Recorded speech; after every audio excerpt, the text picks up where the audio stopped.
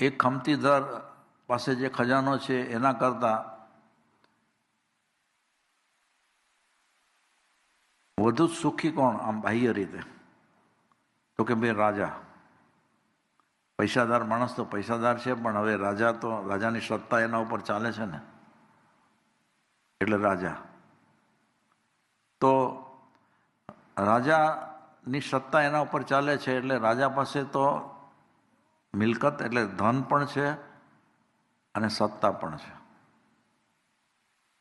તો જીવને એમ થાય કે ભાઈ એની અંદર હું વધુ સુખી થઈશ. પણ ચક્રવર્તી કે જે એક ખંડના બધા રાજા એની નીચે,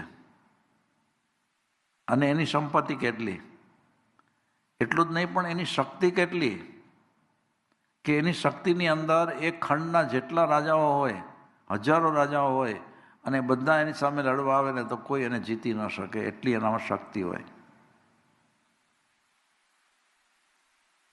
તો વળી કહેશે ચક્રવર્તી કરતાં પણ દેવલોકનો દેવ વધુ સુખી.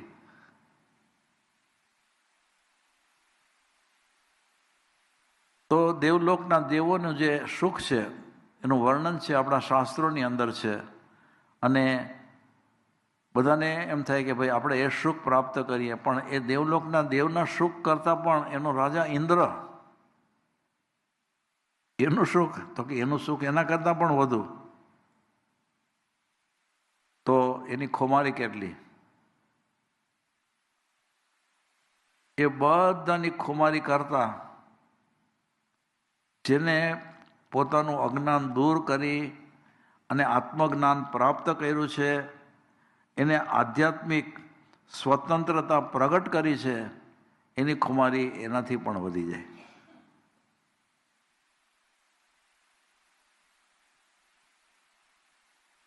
આવો આપણો આત્મા છે કે જેની અંદર બધું છે.